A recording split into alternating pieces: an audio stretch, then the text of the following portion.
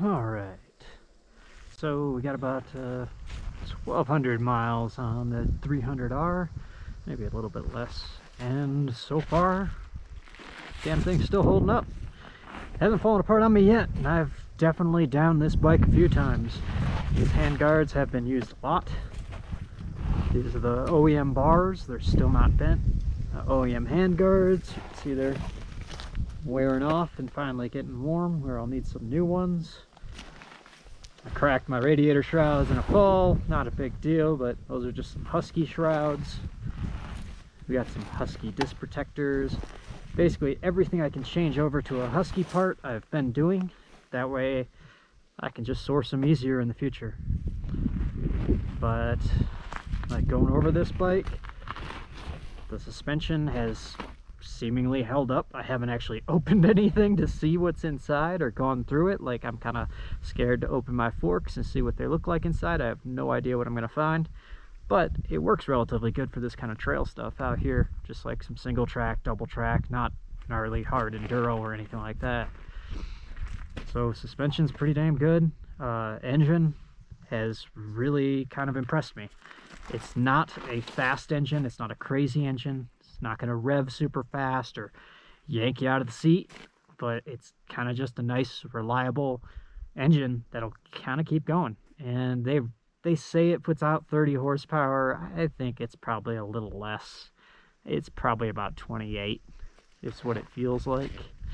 It's definitely more than my old KLX 250, but it's not anything crazy, and it rolls on super easy. Only thing I've done to the engine is change the oil 3 times and change my air filters. Other than that, in the 1,200 miles, I haven't done anything. Don't plan to do anything.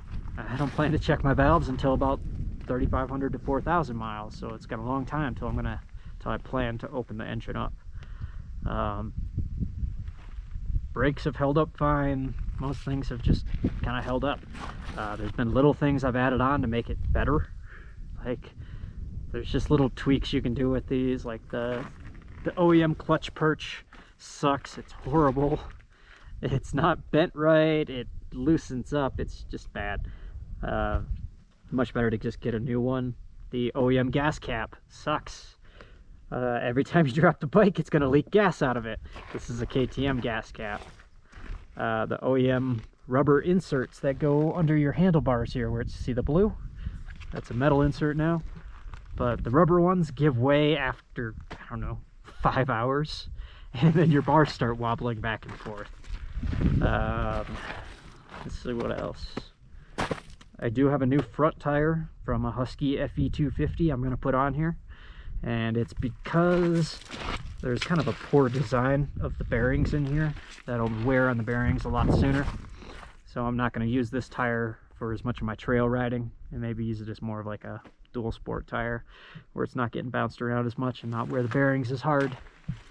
But other than that, bike's been great. It's got me in and out of everywhere.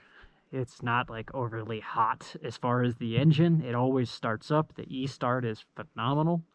So much so that once I found out the kickstart doesn't work, I just removed the Kickstarter because I was like, I'll never even try to use that because the e-start is just really great.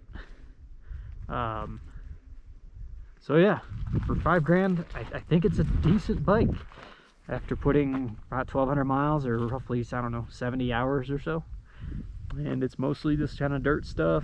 We've got a lot of gravelly stuff we got here, but there's also obviously rocks because we're in the Rockies. So yeah, at this point, it kind of feels like the bike will do 1,200 more without much of any issue.